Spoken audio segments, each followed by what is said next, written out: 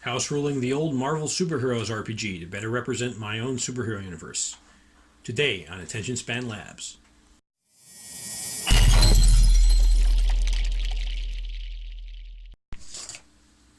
Hello, everyone, and welcome to another episode of Attention Span Labs. I'm your host, Mike. I also have my co-host and wife, Shel Presto, here with me. Howdy, folks. And my friend Russ, who is not going to say hi. Yeah, who's busy behind me carving up miniatures in our workbench. We're coming to you from our craft and miniature painting studio, as you can see from all the paint in this self-healing knife mat here.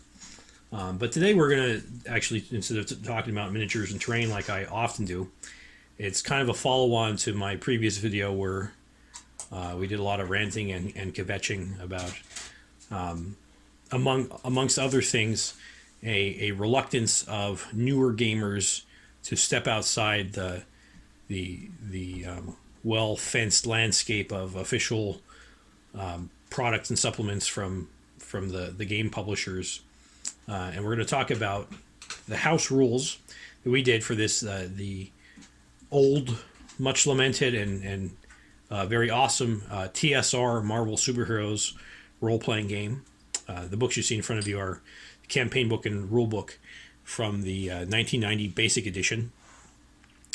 These were actually this is the very first role-playing game I ever got. My mom and dad bought it for me, I think in 1990, back in Walden Books.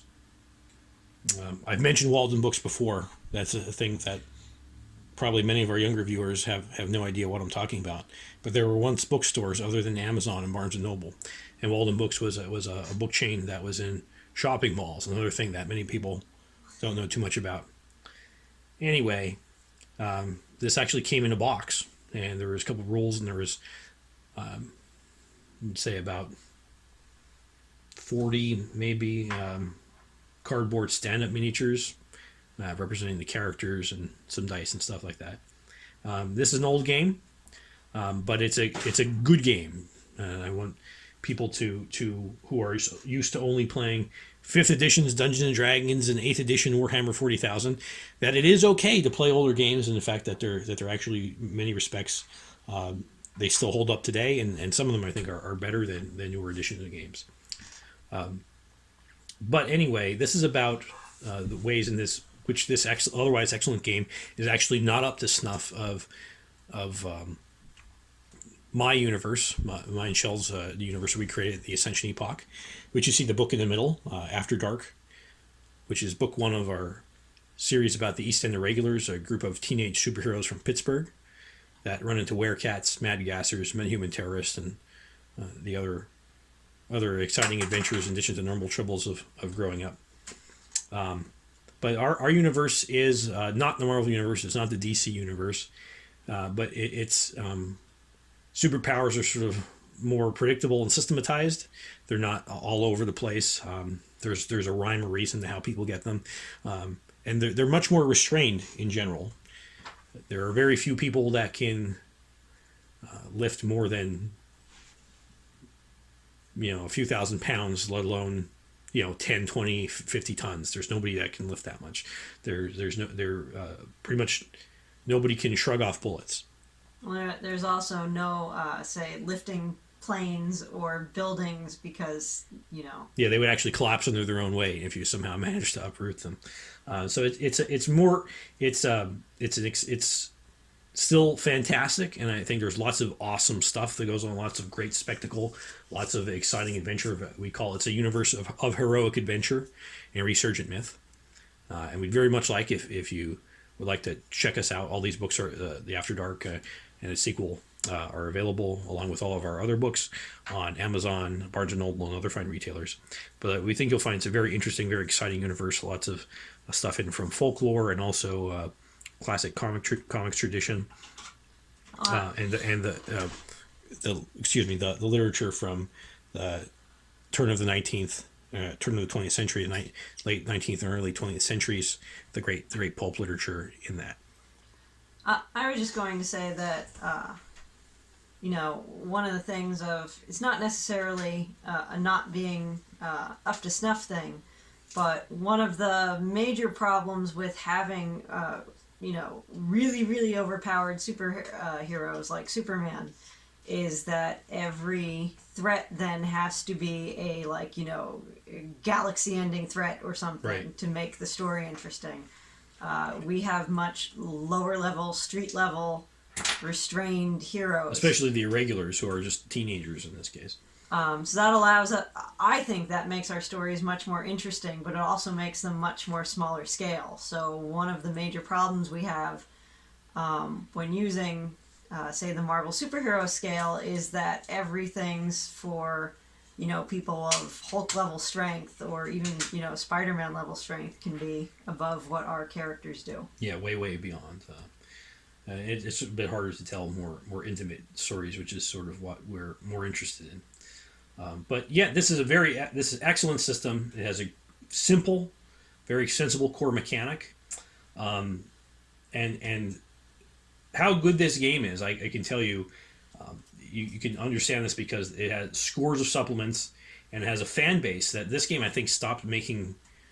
I think the license ran out like 1992 or something like that, and yet there are still people who play this to this day. Again, remember, just because something's out of production, out of print, doesn't mean you can't continue to play it. I know that might be hard to believe for some of the new gamers here, but it's there's not a lot of those newer superhero games that are as good as this, and it's still well supported. There's a thriving fan base online. Go to Classic Marvel Forever. There's a couple other Marvel websites, and you can look at the books on PDF. But that really testifies to the merit of this game. So as far as choosing a basis for your superhero RPG rules, has an excellent pedigree. And I personally like it, which is why I chose it, even though it doesn't quite completely fit. Some of these shortcomings, as we mentioned, is that it's kind of biased more towards higher powered characters. They're in Ascension Epoch, you're much more likely to be killed, frankly, than typically. A pistol in this game does like 6 damage, six hit points, right? And maybe your average character has like 100, 100 health plus body armor, right? It doesn't work that way in our game. So we'll talk about how we've modified this, otherwise known as house rules, and to make this better represent our system. Well, the first thing we'll talk about are the rank changes. I'll move this out here. So this is what's called universal table. This is actually how you roll with a percentile dice. If you're not familiar with this, I'm not going to explain it, but these ranks, so they're named feeble, poor, typical, good, excellent, remarkable, incredible, amazing, monstrous, unearthly, and so forth. They represent like how good you are at a thing. And I think it's something like if you had amazing strength, you can lift up to 50 tons. Well, there ain't nobody in the Ascension Epoch that can lift 50 tons. So first thing we do is naturally we adjust those ranks down, and otherwise we wouldn't be able to use the amazing, monstrous, unearthly ranks at all. So I don't have to give, for this purpose of this video, hard and fast rules, but the point I'm trying to get across is a lot of the things when you need to house rule something, you're just taking real slight changes and adjusting them in the ways that make sense for you for your setting. Because ultimately, you as the game master, it's helpful to have rules that reinforce the kind of themes and the environment that you're trying to convey.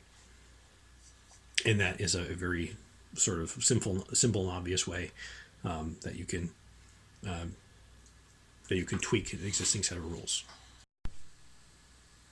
Another way that we emphasize the restraint and the limitations of the human characters in the Ascension Epoch is that they're much more likely to be killed. Frankly, they're not going to shrug off bullets, let alone explosions. They're not going to, if you throw them off a building and they can't fly and they don't have a parachute, they're going to die, or they're at least going to be really badly messed up.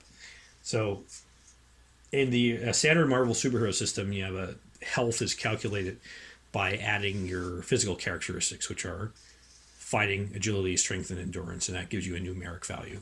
And those are basically hit points. Now, I'm not generally a big fan of hit points, but hit points do have some qualities that are a good pros to them. One is that they're easy to understand. It's very intuitive. You do simple math. Oh, I took 5 damage. I reduced 5 from my total hit points. Makes sense. And they're also very good representing the increasing toll that accumulated damage has on a character. We know instinctively that in real life, you can take a bunch of blows, lesser blows, that ultimately won't knock you out or kill you, but you know, they add up in the end. So that's on the plus side of hit points. On the negative side, they also don't really represent the real life damage too well, because suppose you have 100 health and you just take 99 points worth of damage. Well, in the basic game, you're as good as you were when you had 100 points of damage left, and that's pretty stupid. But because you get hit with a feather, now you're knocked out cold, or maybe you're dead. The Marvel superhero system partially addresses this out of the box. There's some different damage types, and the possibility you can see there's blunt attacks, edge attacks, shooting, throwing, and so forth, energy, and some of them can actually cause kill results. On the red, the better you roll, could actually cause a lethal wound, but they happen much more rarely than would suit the more restrained game. So to better model the fragility of people in the Ascension Epoch, I've introduced the concept of thresholds for crippling and lethal damage. So to do this, a character's starting health is calculated normally, but in addition to noting the value of their total health, note also the 1/3 and 1/2 of that value, and just rounding up to the nearest whole number if it's uneven. The 1/3 value is their crippling threshold, and the half value is their lethal threshold.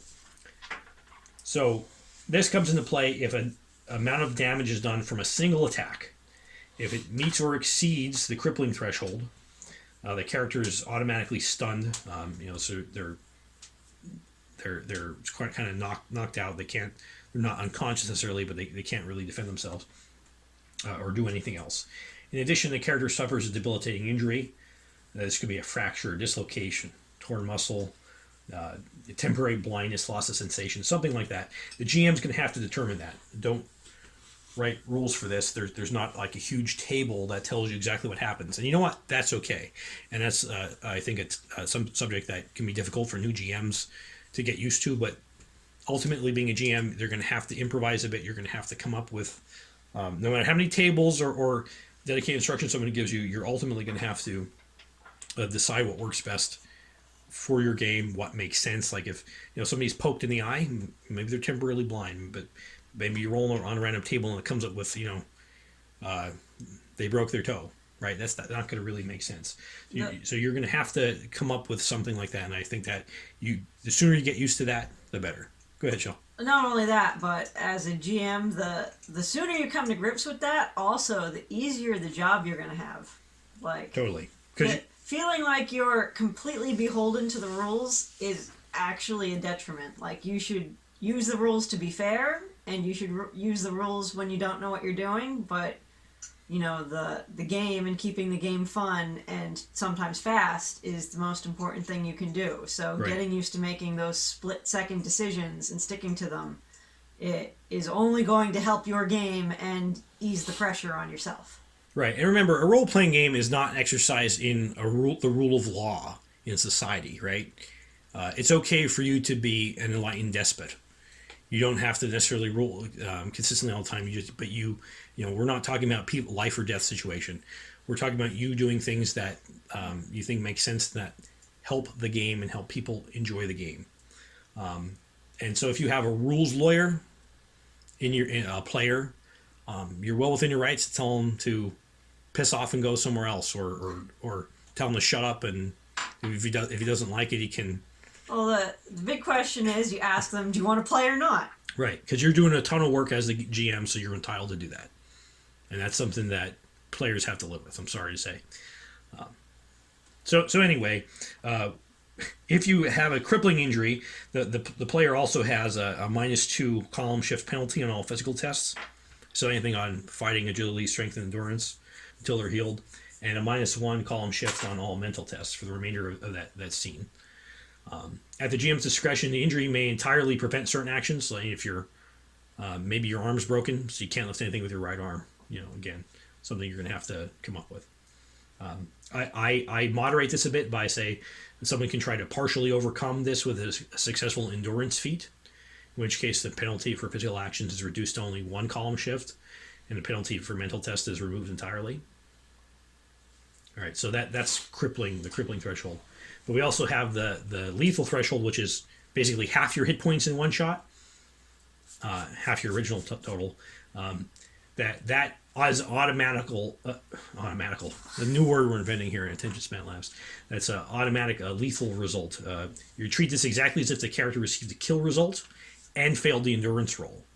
So the wound can be stabilized as normal, but they're immediately going to start losing endurance ranks. So you don't have to. This allows the possibility of being killed by something other than an edged or a shooting attack, and I guess energy also can kill. So you can be, if you get beaten with a baseball bat hard enough, you can die, just like in real life. There's more lethality to the game, and it doesn't require somebody rolling a red result. Okay, I'm also interested in sort of streamlining combat. There's some defensive maneuvers in the Marvel Superheroes game. Dodging, evading, blocking, and catching is sort of defensive. It can be, it doesn't have to be. But those are pretty powerful defensive maneuvers. If you win, you basically modify. You have to declare ahead of time that you're going to dodge or evade. You can you basically modify the attacker's roll. But one thing I don't like about this is that it assumes that if you don't explicitly do a defensive act, that you're if two characters are fighting each other, they're basically just standing there punching each other, not moving out of the way, not trying to duck under another's blows or put themselves in a good position to strike back.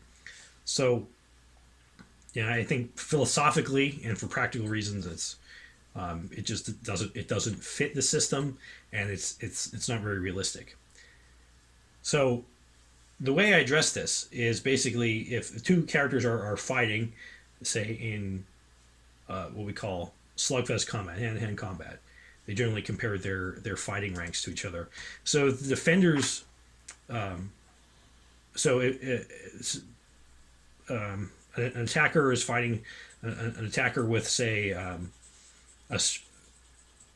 fighting of excellent, is fighting someone with a fighting skill of good. Excellent is one rank higher than good. They're making attack. They get to roll at their full. They get to roll on the good column, right, as normal. But the other person who's fighting, instead of rolling at good, because they're actually fighting someone who's quite a bit better than them, they would subtract the number of columns better than they were from their own. So in this case, the excellent fighter is one column above there, so now they're only rolling on the typical, where they normally would roll on the good. If they're fighting someone with remarkable, they actually be rolling the poor, because that's 2 ranks higher. And that represents that a person with if you're fighting someone who's better, or in fact, if you're it could work the other way around. If you're shooting at someone, generally use agility to shoot, and someone is much faster than you, you would adjust it down in the same way. You never adjust up. You're only ever as good at that thing as you are, but it better represents that you're fighting with someone who they're better than you in some way, so it actually reduces your own ability to hit them. And that also allows people to not fight purely defensively, because you can still use a dodge, an evasion, a block, and so forth as you please, but that's a purely defensive outcome. And by doing that, you sacrifice any attempt to actually to fight someone. So like in a boxing match, you very rarely do you even a guy who's like dodging punches is still throwing blows.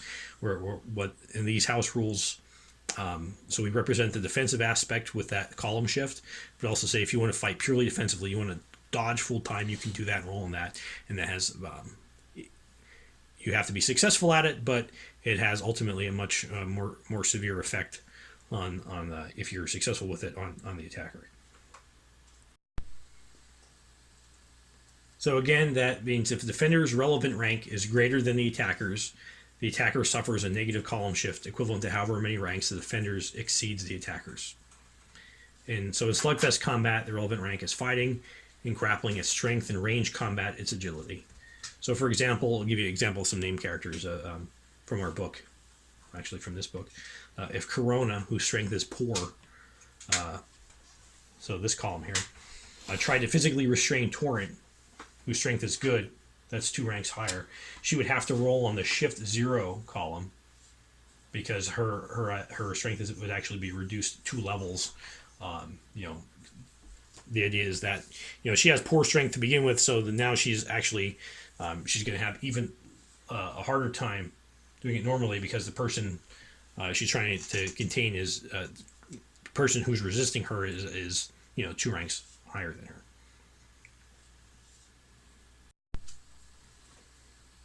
Another way we house rule this is dealing with social interaction. Some people have said that Marvel Superheroes is really missing a stat, is missing a charisma stat. It sort of has one called popularity, and popularity is a rank like fighting and agility, endurance, and so forth. But popularity is a bit different, and I've never been happy with the way the basic, either basic or advanced set represents trying to persuade someone. So popularity is really intended to sway an angry mob. It's to persuade groups of strangers who only know the character in their heroic or their villainous identity, right? But it's really not, it doesn't apply to people who already know the character well. It doesn't really apply to villains at all, or for situations where the character is acting maybe in their civilian identity, where nobody recognizes them, nobody knows who they are.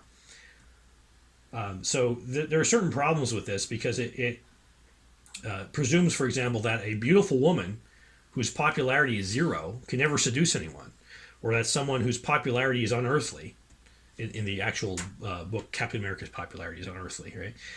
Can automatically order a villain to surrender, and most of them are just going to fold, right? So that's kind of stupid. So instead of using popularity for cases where they actually know the person directly, they're familiar with them. Maybe they're rivals, or maybe they're in their they're not impressing anyone with their heroic identity because they're in their civilian identity or whatever. We can actually use either the stats intuition or psyche. So I use intuition in terms of soft persuasion. So that's like seduction or flattery, any sort of attempts to persuade via an appeal to reason and logic. If you're debating with someone, intuition is kind of like wisdom, right? So you're trying to understand what makes the other character tick, and you're making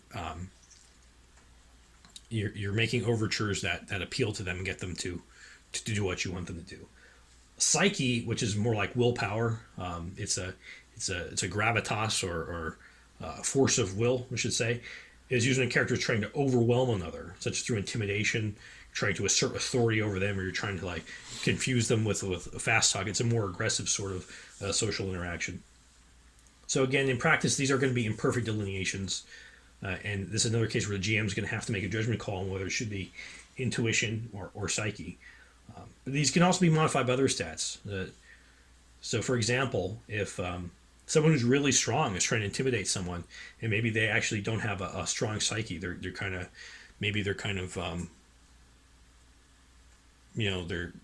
don't come across as particularly threatening.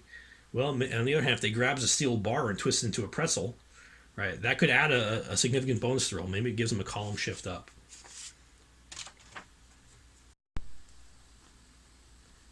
And finally, we're going to talk about talents.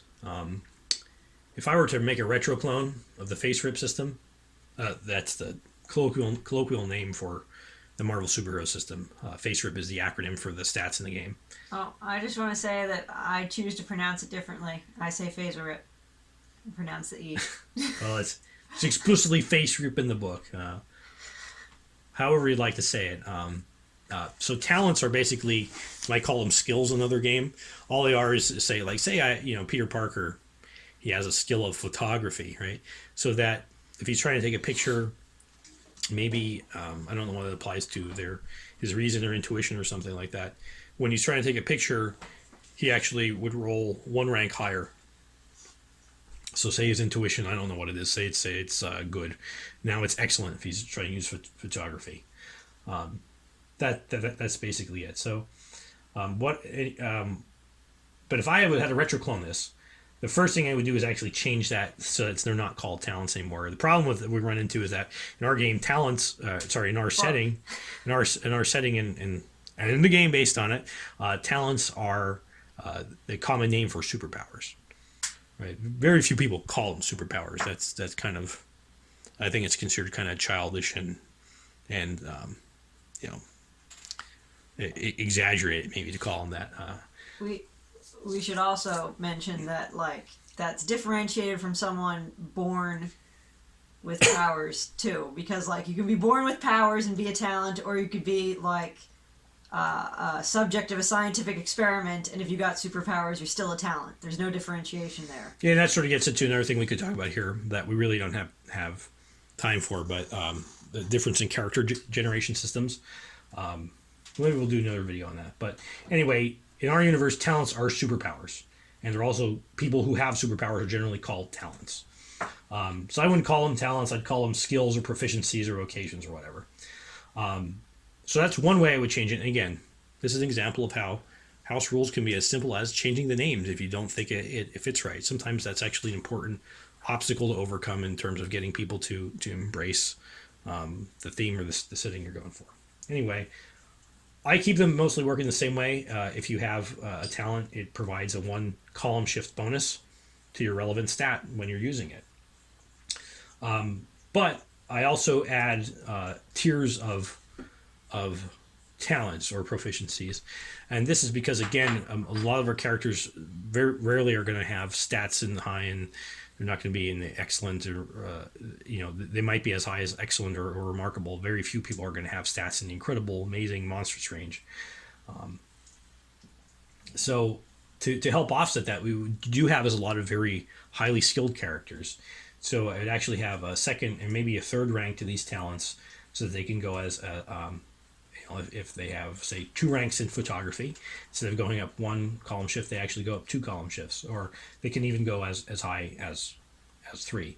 Another alternative to this, and I go back and forth on whether I want to do it that way or this way, is the first level of talent gives you the column shift, and the second level of talent would actually allow you to, when you make the roll, if you have that second level, automatically shift up your result. So for whatever it is, that would basically guarantee you a success when you're doing that thing.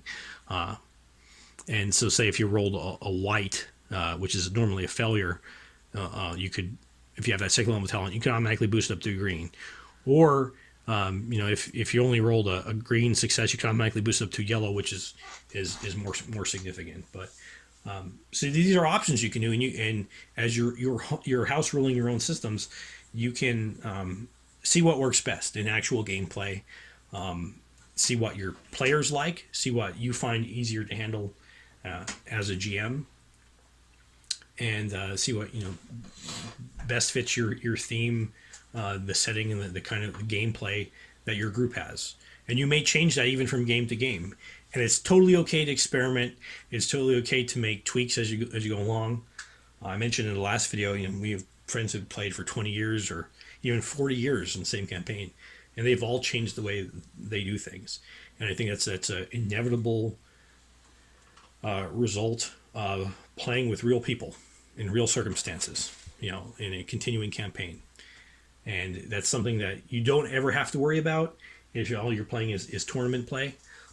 But then ultimately you're only playing with those people once, and you don't get the chance to progress your character. You don't get the chance to really build a great story out of a campaign that lasts sometimes years. So as a GM, you're going to have to do this stuff if you're going to be successful at it. And it's totally okay to experiment, and it's also okay to fail. It's okay to change your mind if you make house rules and hey, they just don't go over well, or they have failings. It sucks when it happens. Sometimes it can even derail a game session.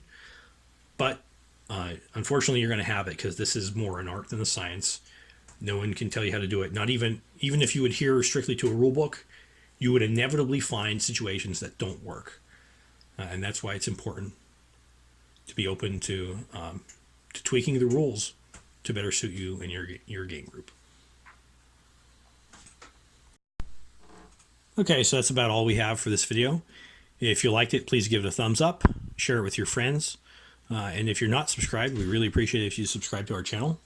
Let us know in the comments what you think about this, and if you'd like to see more videos to go more in depth on our character creation, house rule system, other ideas we had for either homebrew rules, or if you just want us to talk about other RPGs and stuff that we've played in the past, or if you just want to see more terrain and miniatures, let me know about that too. But this is Mike on behalf of Shell and Russ from Attention Span Labs, signing off.